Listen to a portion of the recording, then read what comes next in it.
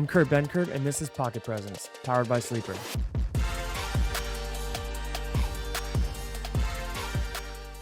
Welcome back to another episode of Pocket Presence, where we guide you through this amazing season. And we're starting in week 1 of preseason, just wrapping up. We've got a lot of things to talk about. I had so much fun watching preseason football this week, and part of it was because I won money. Yes, I'm participating in preseason festival activities. But 2, we got to see a lot of guys that we've been talking about for months, finally in live action in the NFL, not on their college film, in real life NFL film. And it was so great to see them play on normal NFL hashes, not these wide college hashes. Tyler, how was your preseason week 1 experience? I mean, all you're looking for as a fan, especially of a team like the Packers who are looking to make a deep run, are for little flashes of confirmation of the excitement that you've held all offseason. Yeah. And the Packers come out and do that on the very first drive, and they just get you. I turned off the game after that. I watched the USA win gold in basketball because I saw all I needed to see in that moment. And that's all you're looking for in the preseason. You're hoping for no injuries, and you're looking for little flashes like that. Dude, it was so cool because it was like this reminder of, oh shit, that's how the season ended last year. And the Packers came out striking, like fast, physical. They were violent on defense. Like, not to mention, I know it's preseason. I know that the Browns didn't have all their starters and whatnot, but the style of play that the defense embodied across the board, and again, Packers defense didn't have all their starters. You can see the attacking mindset and turnover creating mindset for that defense all the way down to the backups. And if you don't think that the starters are going to embody a version of that, that's even probably more aggressive, I think you're out of your mind. That defense should have people more excited even than the offense, not to mention our guy Carlson kicking field goals, making field goals. I mean, there was so much to be excited for as Packers fans this year, and it all kind of came to fruition in that first preseason game. And I think one of the big things in this offseason is, look, how much of last year was a fluke? Because you talk about how young guys were, you talk about the plays they made. Like, there were some really low percentage plays that were made last year, and it seems like they're not so low percentage after all. Got dogs all across the field. Jordan Love's going to be slinging. Looked real comfortable back there in his 2 passes. And he got his first stop to toss it downfield, and he throws a dime to Wicks, and it's a touchdown. So it's just cool to see them pick up where they left off. And now it's like, okay, how can you build on this? Because last year, if we all remember, they started terrible in the first 8 weeks. So if you take away that 8 weeks of figuring out their identity, knocking off rust, if there's no rust, the NFC North might be their division to take this year. So I don't know. I'm excited for them. And they're going to need it. You mentioned that this division could be like Game of Thrones. I mean, it's going to be a bloodbath, the NFC North. And you hope that as maybe the Vikings have to figure it out with JJ McCarthy or Sam Darnold, whoever starts week 1, as the Bears have to figure it out with Caleb Williams, that the Packers don't have to figure it out and can just start hot and maybe build up a bit of a lead as the end of the season approaches. And you assume some of these teams are just going to get better as the season goes on. They are, man. And like the way that I'm looking at this NFC North, and people might call me crazy, I think the Packers are going to win the division. That's not a homer prediction. I think that they're the best team right now in that division. And I think their defense is going to be an asset. Their offense is explosive, and they have a lot of young talent. I think the Bears are going to be the second best in the division. I think it's going to be the Bears and the Packers fighting for that first spot. The Bears could take it, though. Like, I would not rule out the Bears. I think the Lions are going to be the third in the division, but I think the Lions are still going to be a playoff team. I think all these teams, all 3 of them are going to make the playoffs this year. I don't think any of them are going to miss. Again, NFL now, we have an extra playoff spot, so there can be multiple wild cards. There were 3 teams from the AFC North last year, so it's not like that's a normal thing that can happen now. I think the NFC North has 3 teams that can really take it the distance.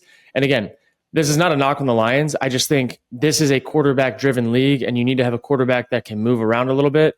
And I think Jared Goff's ceiling, he needs a lot of good things around him going well because he can't create with his feet. So I'm going to just go with my gut here and say this is going to be the Packers and Bears fighting for the 1 spot in the NFC North, with the Lions going to the playoffs in the wild card. But man, we got a lot of exciting football to talk about. Sorry, Vikings fans. It is what it is.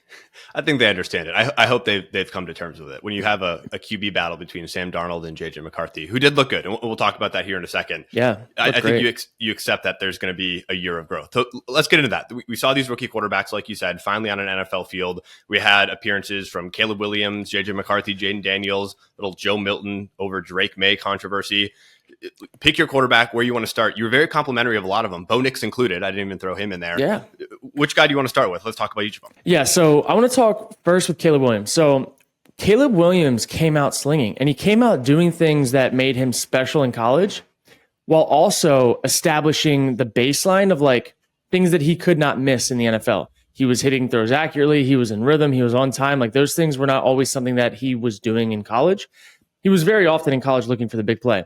The big plays found Caleb Williams in this preseason game, but he also hit his routine plays in rhythm on quick game, ball placement. Like Caleb Williams is going to be a problem. And it looks like he's had tremendous growth from the time that he was in college to this very first week. And hey, shout out to the Bears coaching staff, right? Like they had to get him ready. They had to get him prepared to where he wasn't having too much put on his plate. And Caleb Williams looks like he's ready to play. And once he gets all of his guys playing with him, and that defense is going to be nasty this year, like the Bears are going to be a problem for people. And like we said earlier, the fact that the Bears, having not been the worst team in the NFL last year, they were what, 7-10? Mm-hmm. They were this close. The fact that they got the number 1 overall pick, like that doesn't happen ever. So that's just things falling in line. Shout out to the Panthers for completely blowing that. But the Bears and Caleb Williams have a really, really bright future. Turning the needle over a little bit, I want to talk about Jayden Daniels. So Jayden Daniels didn't play a whole lot, but what we did see from him was exciting. He was accurate. He was able to extend plays. He was able to make plays with his feet, push the ball downfield super accurately on that go ball that he had down the right sideline. It was nuts. Like that was such a cool throw and a really good catch. And you also could see how comfortable he was. He didn't look like this frail guy sitting back there, like nervous about anything like people alleged him to be. He looked in command and control, knew where he was going with the football. He was accurate. Like the Commanders could also be a problem this year. I don't know why people are so quick to dismiss the Commanders. They got better coaching staff. They got better players. And not to mention, Jayden Daniels in the next 2 to 3 years is going to have that CJ Stroud effect where people in free agency are going to go want to play with him. So keep that in mind. Save this clip for later. Jayden Daniels is going to be a magnet for talent going to Washington. So I liked what I saw. I was really excited about it. And then you can move on to J.J. McCarthy. J.J. McCarthy made some mistakes here and there, but he also did some things at such a high level. He extended plays. He got through his progressions. He was able to maneuver in the pocket while keeping his eyes downfield and then maneuver through the pocket and get out of there when he needed to. He had really, really good decision-making. He was great on third downs from what I saw. A lot of the things that we saw in a bubble in college because he played at Michigan and had a lot of help around him, didn't have a lot of pressure on him for most of the time. We were able to see it come to life in that game. And he was taking shots downfield. He was accurate downfield. Like, yeah, he made some mistakes here and there, but for J.J. McCarthy, that should be really exciting for the Vikings fan base because you know you have something there. Now give him time to learn and develop and not be tossed into this in a year that it's not going to look too good for Vikings fans. Like it should not. It just is what it is. Let Sam Darnold go throughout the year, do his thing, probably throw for 4,000 yards, maybe win some games, maybe lose some games, miss the playoffs. That's probably what's going to happen. Groom J.J. McCarthy in the background because he does have some upside. And I'm excited to see it because that was some really good preseason tape. I liked it. Now let's move on to Bo Nix. Bo Nix was as advertised. Holy shit. Bo Nix played better in that Broncos system than any quarterback I've seen in that system in the last year. It looked different. It looked exciting. He was accurate. He got the ball out of his hands so quick. It was insane. But it shouldn't come as a shock because he did that shit in college at Oregon time and time and time again. And now it translated into week 1 of preseason. And again, we're not going to crown people in preseason, but he is decisive. He's smart. He's athletic. They can do designed runs. He can scramble to pass. He can scramble to run and get the first down on third downs. He was like, if you replaced his body movement with Russell Wilson's, Bo Nix looked so quick twitch and decisive and like he knew everything he was going to do. Or if you look at what Russell Wilson did last year in that offense, it almost was that like everything was in slow motion for Russell Wilson in a bad way. Bo Nix was lightning in a bottle for them, got the ball out quick. He looked like an athletic, more athletic Drew Brees in a sense with how quick he got the ball out. I'm sure Sean Payton loved it. Drew Brees was athletic back in the day. I will say that. Now, last but not least, this has caused so much controversy over the course of the last few months for my takes on Drake May. The Patriots made a massive mistake, and I will die on this hill. They took Drake May with the 3rd overall pick, and he will not move that needle for that franchise like Marvin Harrison Jr. could have, while you also could have had Joe Milton late in the draft. That is just a fact. You cannot tell me after watching one preseason game, and again, this is not a detriment on Drake May. I think Drake May can still play football. Like, I'm not just saying he sucked. I'm saying Drake May was not worth the 3rd overall pick for the Patriots organization. And he probably will never have been worth the 3rd overall pick. And every year, teams draft a quarterback too high when they don't really need that piece yet because the rest of their team sucks. And then you look at the film between Drake May and Joe Milton, and you're like, wait, which one of you was the 3rd overall pick? Because one of you looked like it and one of you didn't. And that's not to say that Drake May was just completely terrible. That is to say that Drake May did not look like a first-round draft pick. He didn't look like a top 5 pick. He didn't look like the number 3 overall pick. And I'm sorry, if you're going to use the opportunity cost of taking someone in the top 5, they better be a surefire home run, or you're leaving money on the table for a generational receiver, a generational pass rush guy. You are leaving that on the table. And that is why you cannot take guys like that, in my opinion, in the top 5. Joe Milton.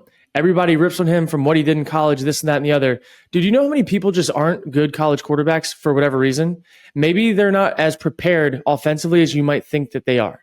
Maybe they don't have checkdowns to their running backs. Maybe they have full slide protections and they're not having a slide side and a man side so that an athletic guy can't escape through the pocket. You don't know what's going on in these college organizations, but the NFL coaches do because they watch the film. And a guy like Joe Milton, who I actually liked a lot pre-draft, didn't know where he was going to end up, but I knew that if he got into a situation where he didn't have to be a superhero, he could go make some plays. I just don't understand.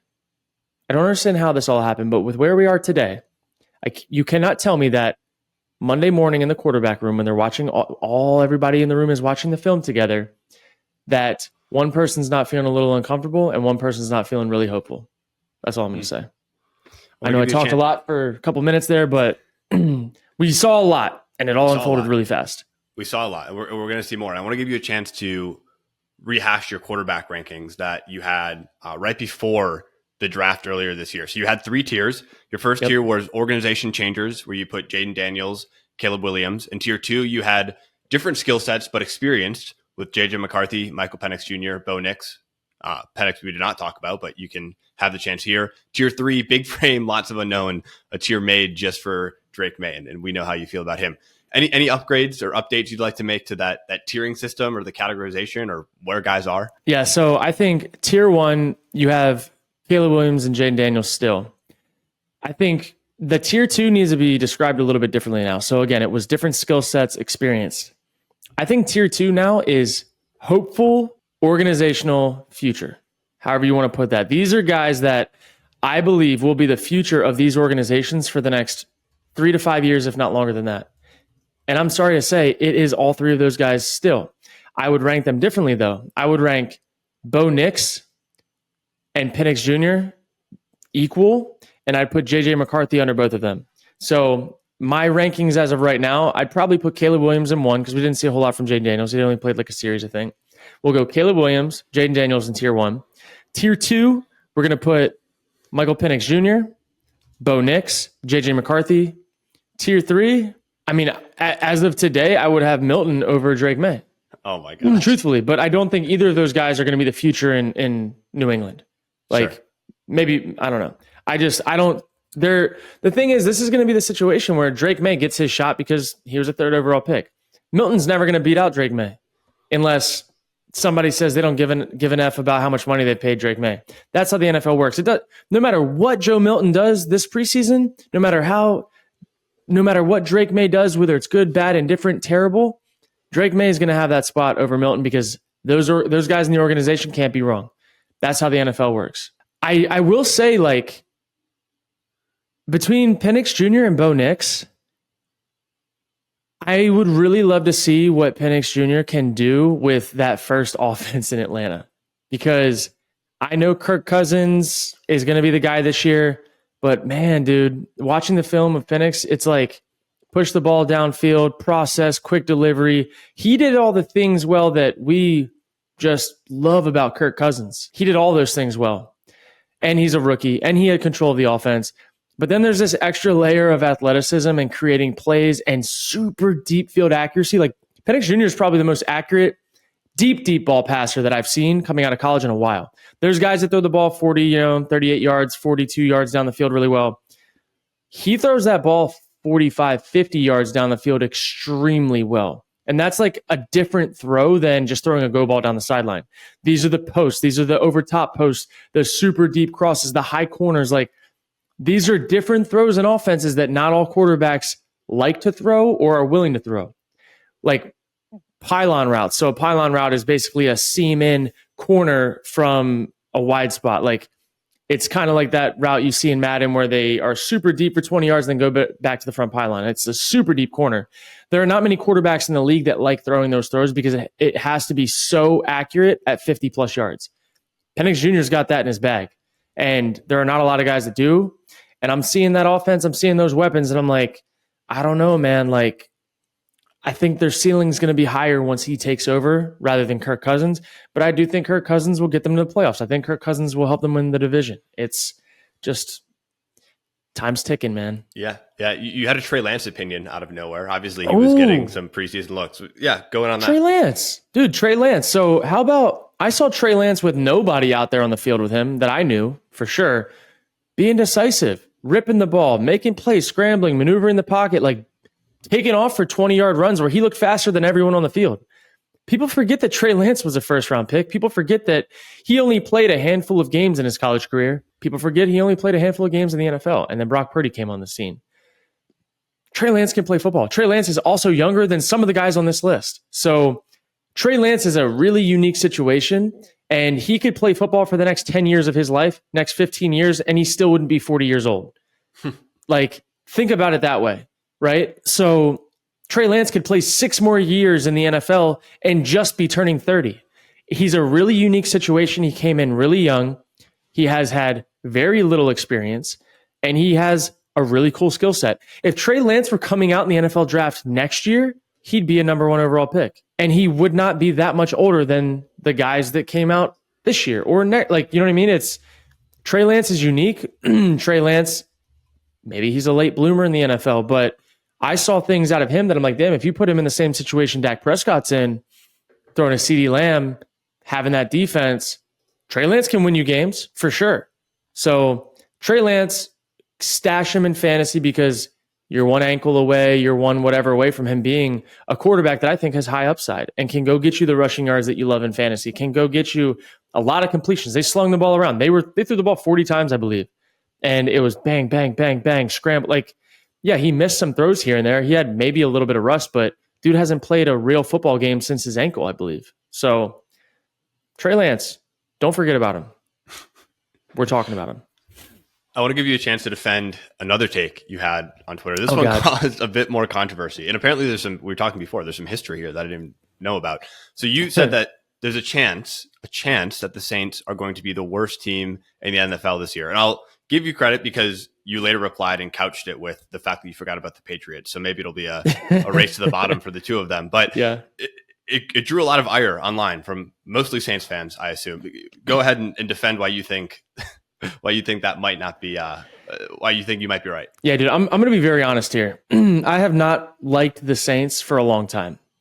Dating back to my days in 2019, 2020, when I was injured on IR, and I had Saints fans coming at me when I was with the Falcons because I was tweeting about the games. I love supporting my team on Sundays, even though I was on IR, bed rest, whatever. And, I had some fans come back in the day and say, yeah, that's why you're on the couch. And then that same season, the Saints were playoff hopefuls, I believe. And I put a tweet out there that they can come join me on the couch and watch the rest of the playoffs together. And that's kind of where it all started. But I also think Saints fans, there's some really nice Saints fans out there. There are. And I like the ones that are nice. They are delusional for the most part. Like, I don't know if it's some New Orleans magic going on. I don't know what it is. I don't know if they're sipping the juice. But from an outsider's perspective, Saints fans seem to be the only ones that believe their team is a Super Bowl team. Like, year in and year out. As if Sean Payton and Drew Brees are 10 years younger, still doing the damn thing. You can't squint hard enough and watch Derek Carr play football and think that he's Drew Brees. And that's okay. Not everybody's going to be that guy, but we need to stop pretending that guys are those guys because he's just not. He's in, I don't know, year 10, 11, 12. I don't even know what it is, but he's still making mistakes that I'm like kind of looking at when I watch these games, and I'm like, dang, man, like you have all the arm talent, you have this and that, but it just has not ever come together. And I don't know if it's him. I don't know if it's the team. I don't know if it's the receivers. I don't know, but I just don't ever believe it's going to come together for the Saints in this way, shape, and form that they exist today. And then you pull up their schedule and we can talk about it. Let's look up Saints schedule 2024. I'm looking at their schedule, dude, and I'm like, I'm hard pressed to find 5 games that I think that they're going to win this year. They play the Panthers week 1 at home. You should win that game, but man, you might lose that game. Panthers defense is good. Bryce Young's only going to get better, and a good defense versus a Saints offense who turns the ball over all the time, that's a recipe for disaster. Then you have the Cowboys away. You're going to lose that. Then you play the Eagles at home. You're going to lose that. Then you play the Falcons away. You're going to lose that. Then you play the Chiefs away. You're going to lose that. You're probably going to start the season 1-4, most likely. Then you play the Bucs. The Bucs are better than you. You're probably going to lose that. That'll be a toss-up, 40% chance of winning. But for all intents and purposes, we're going to say you're going to lose that game. That's 1-5, and that doesn't feel good. Then you have the Broncos. You might beat the Broncos, but I also think Bo Nix is going to be better than your quarterback. So let's just take quarterbacks and head coaches. And if you think that Sean Payton's not going to go back to New Orleans with some shit up his sleeve and just ragdoll you, look, I don't even like Sean Payton, but I don't think Sean Payton's going to lose that game. Now we're looking at what? 1-7, 1-6. Then you go to LA after getting your ass beat again, and that's an away game. And the Chargers will have a healthy Herbert most likely by then. That doesn't look fun. That looks like 1-7. And then you have just went 1-7 and you're tired and you're like, shit, this sucks. We hate it here. And then you go to the Panthers and then you get probably punched in the mouth to go 1-8. And then you're like, oh, God, I can't even breathe. Now we got the Falcons at home and they're rolling. They're going to go to the playoffs. That looks like 1-9. Like I can just see this unplaying in this fashion. And again, the Saints have a good defense, but I don't think they have what it takes on offense. And I don't think they have the guys leading the way to go and do anything this year. So that's like 1-10. And then you got the Browns. The Browns defense probably going to ragdoll you. And Deshaun Watson's going to be better this year. Going to lose that. Then you have the Rams. Rams aren't going to lose to you. Then you have the Giants. This is where things get tricky. Which Danny Dimes is going to show up? I don't know, and I don't care because the Giants defense was top 5 last year, and I still think that you're going to be miserable and have nothing to play for at that point in the year, and I think you're going to lose to the Giants. Then you have the Commanders. I think the Commanders are going to be better. I think the Commanders are better than you today. You're going to lose that game. Then you have the Packers. Good God, you're going to lose that game. Then you have the Raiders, and then you have the last game of the season, and you're playing against the Bucs. And look, I only found one win on this entire schedule. And I know that I'm super, super heavily swayed in that direction. You'll probably find 3 more in that, like I don't know, stumbled upon some gold. I think you'll end up winning 4 games this year. But I look at each game and I think you should probably lose all of these except for one of them. That's just is what it is, dude. Like I don't see any way, shape, or form that they think they're going to win 9 games. I couldn't peel my eyes back wide enough to find 9 wins on this schedule. And they online believe they're going to win 12 games. And I'm like, there's just such a large discrepancy between reality, my reality, and Saints fans' reality that, look, like if I'm like, I actually think the Saints probably win 5 or 6 games this year. Sure. But I would not be shocked in the slightest if they suck ass and lose almost all their games. I'm going to be the voice of the people for a second because somebody replied with what was the most cogent response, or they laid their points out most clearly. I'll read you the 5 points.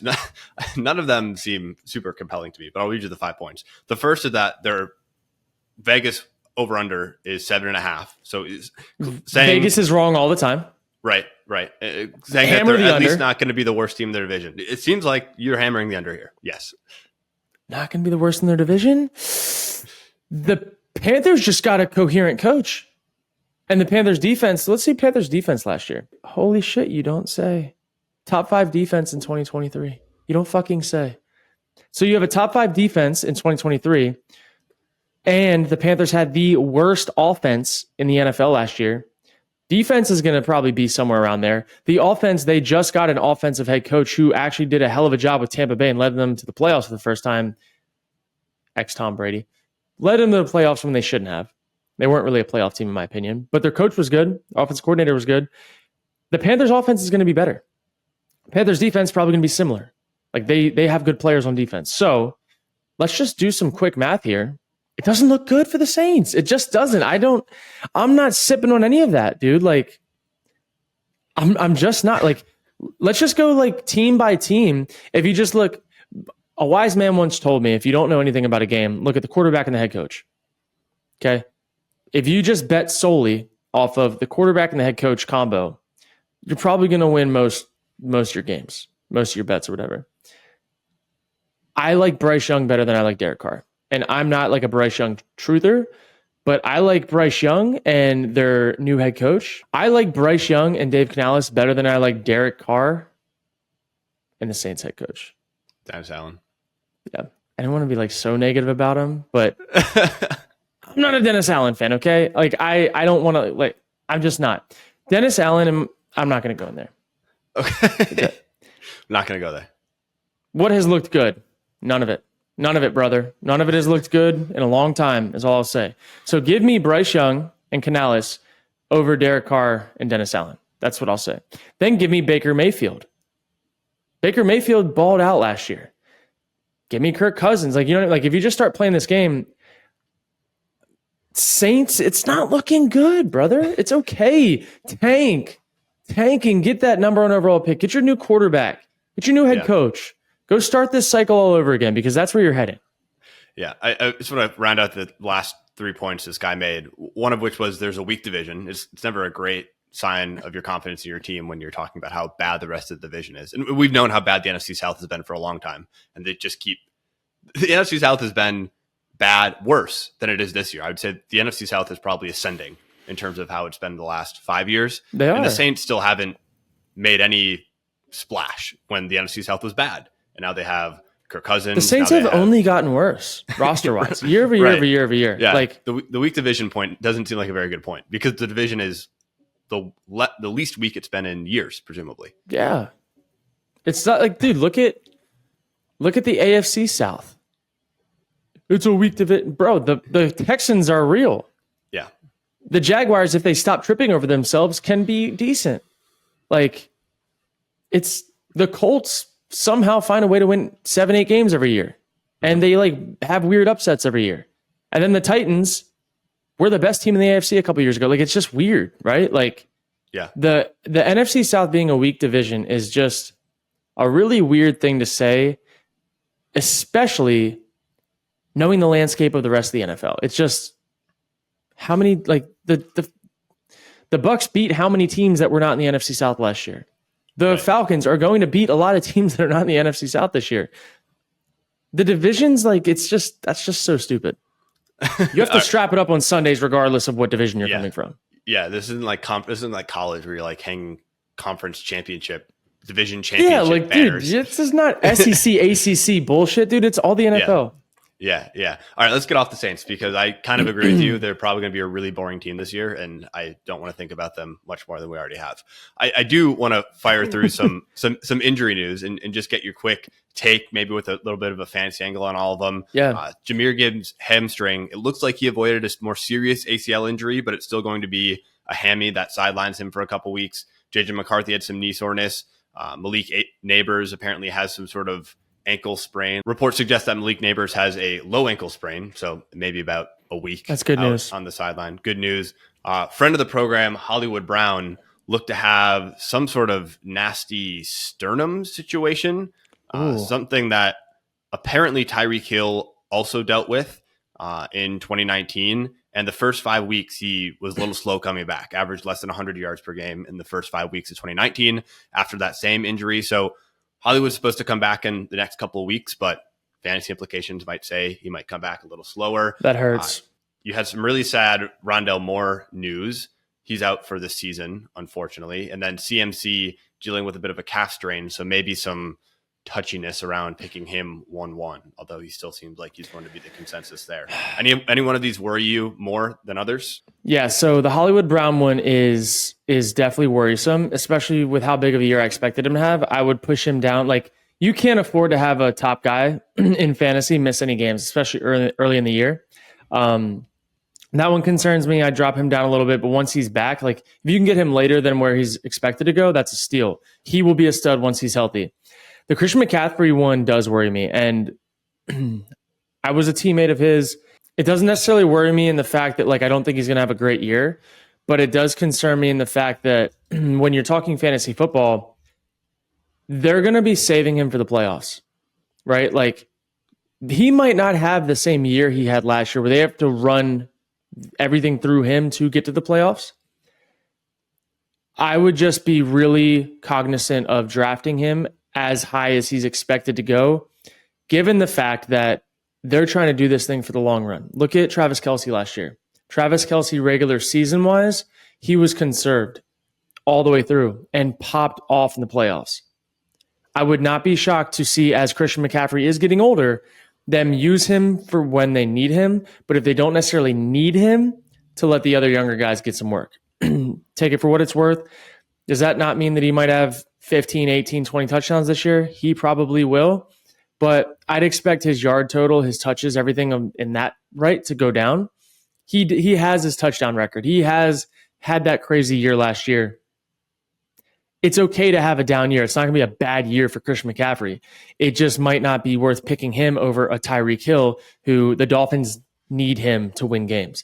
That division is going to be crazy. Like, just that is my fantasy advice. I would not take Christian McCaffrey number 1 overall. Leave it at that. Might be a hot take. I mean, I am lucky, I feel like, that I'm not in the number 1 overall pick spot in any of my leagues. I think it's the worst pick. Yeah, because you feel like you have to take him, but as you're taking him, it doesn't feel like a good pick at all. It's like you kind of get joked on if you don't take him, but if you do take him, you feel like you have all that downside that you just described. Yep, totally. All right. Hassan Reddick is helping fill the news cycle because this is one of the weirdest stories of the offseason. So to give people a timeline, he's of course requested a trade now from the Jets without ever suiting up for them. He's only stepped foot in the facility to do his press conference, which ironically was on April Fool's earlier this year, and to sign his contract. Wow. That was the only time he was in the facility. He's now been assessed something like $1.7 million in fines for missing all of training camp, which is over 3 weeks at this point.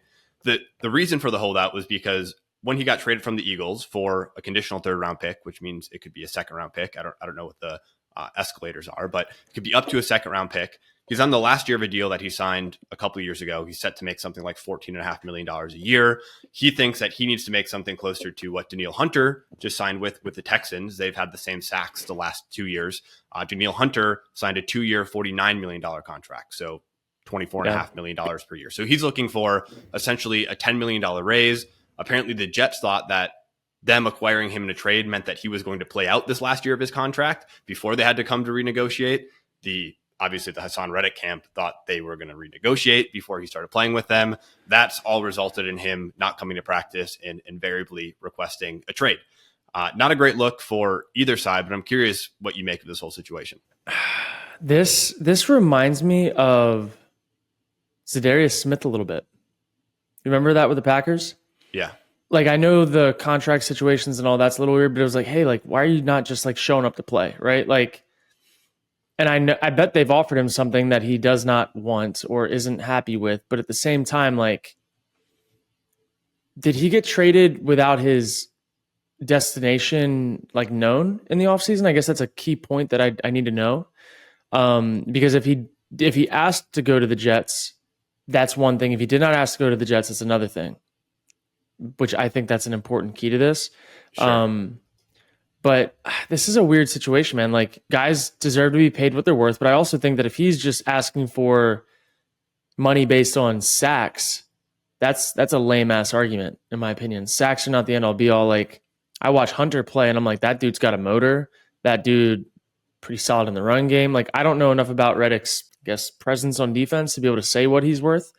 However, there's a lot more to getting paid than just the same amount of sacks as someone that has gotten paid. And knowing what Philly's defense looked like last year, and the fact that they were so willing to trade him, I don't know, some red flags. That's all I'm going to say. Yeah. I don't know the guy.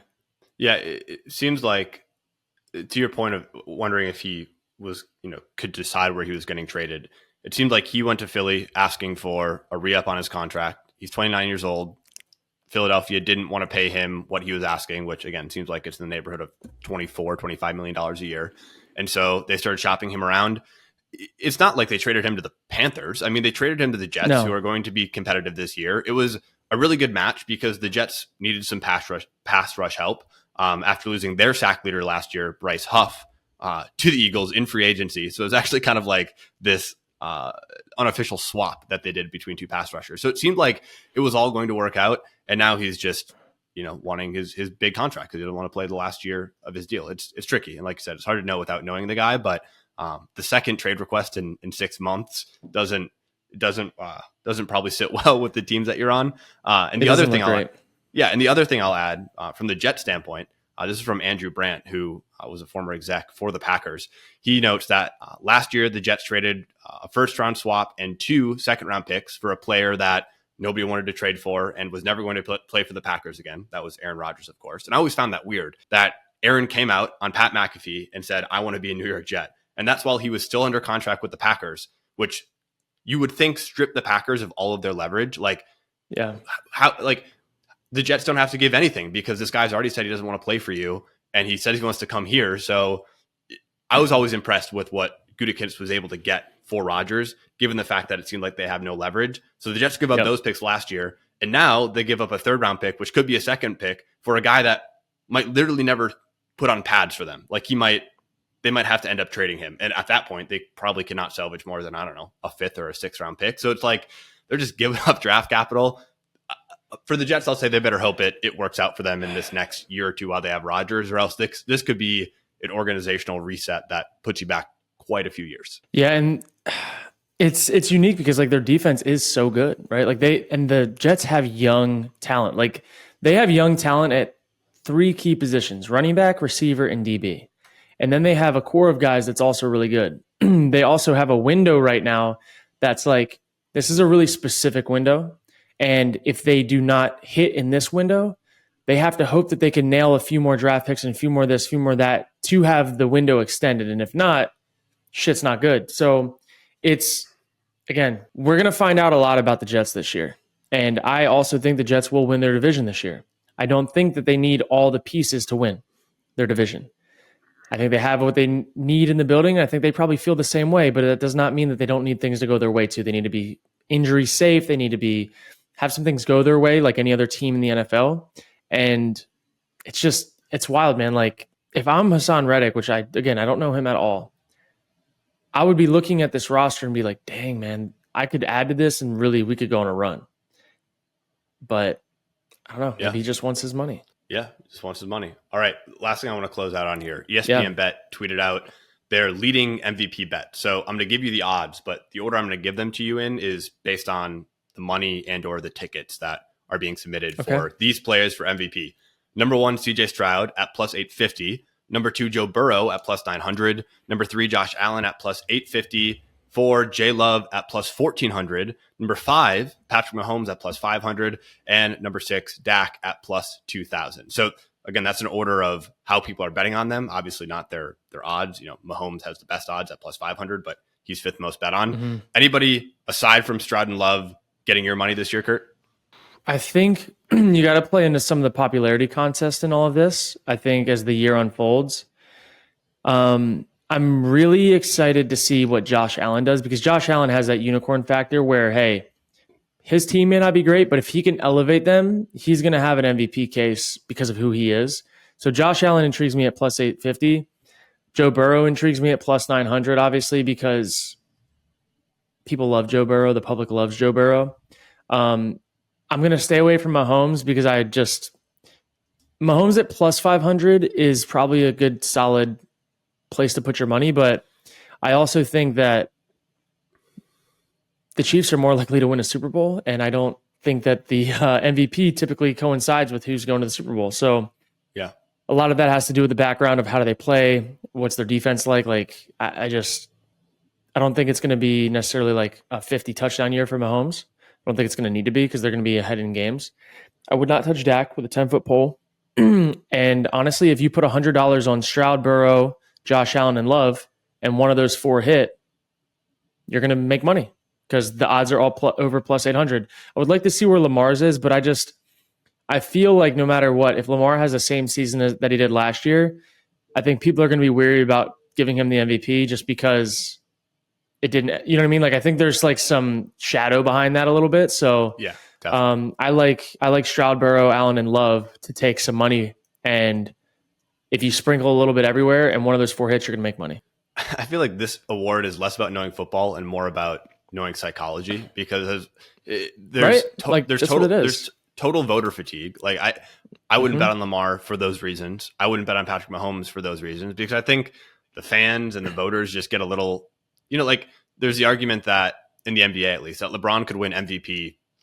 He could have won MVP for 15 straight years because by the definition of the most valuable player, he was undoubtedly the most valuable player on his team. But like you saw with Jokic, winning it 3 years in a row, and next year it's probably going to go to somebody else because people just don't like giving the same award to the same person, regardless of this. Patrick Mahomes is probably arguably the most valuable player. So I think you have to kind of pinpoint the guy whose stock you think is rising. And I think you kind of nailed it with the Joe Burrow and Josh Allen picks, in my opinion. Those seem like guys that are going to get a little popularity bump this year. They are, like, they got to, right? Like that's how I'm looking at it anyways. All right. I like it. The last thing I want to plug here, Kurt, before we say sayonara, you're going to be doing a Packer all 22 breakdown this year after every Packer game, which I am so excited for. What can we expect from that? Because I think that's going to be a hit of a series. Yeah, I'm excited. So did a little poll on Twitter and it was overwhelmingly, yes, please do that. So what I'm going to do is as soon as I get access to the all 22, which happens typically 24 hours or so after the game is closed, I will go in and I will watch every offensive play and every defensive play. And I will break it down from an offensive perspective. So Packers on offense, I'm going to talk about what we're looking at, how the play design is, where I think the reads might be, kind of what the defense might be doing. And again, I don't know the play calls. I don't know any of that, but I have enough to at least hopefully, tie in the loose ends a little bit. And then when we go to the defensive side, I'll be speaking from the perspective of the opposing offense of, look, they're doing this. This is how the defense is set. Is where they're weak, whatever. And we'll just go through a full game and talk about game flow, situational football, mindset, thought process, all of it, and try to just give a little bit more of a deeper dive into what this Packers season will look like. And again, I'm excited this year. Like, I think this year they have the team to do it, to win the division. It's about time to do it. So I'm excited to get down to that. We're going to be doing it on this YouTube, obviously, every single week, all year long. And that can be something you guys can expect from this channel. Yeah, it's going to be awesome. And I think there's a world where, the Packers are on a bye week, obviously. We could take some fan suggestions and I need you to take a look at my team, because I think it'll be telling. Obviously you don't, as a fan, get to see all that sort of breakdown as the game is going on, and to come with I think the 24-hour waiting period is probably just good to, whether it's a big win or a big loss, you get to emotionally reset and then come to it and have more of a level head about it. Sweet. Yeah, I'm excited, man. It's going to be good. And we'll start with the Packers, go from there. But for this year, Packers fans, you can expect that breakdown every single week. And then we'll see if it starts growing in high demand for other teams, then we can grow it out. But obviously we got a lot of ball to talk about all week long. So we'll be very busy. Can't wait. We'll be back next Friday with another episode. Make sure to like and subscribe in the meantime, and we'll see you guys next week. See ya.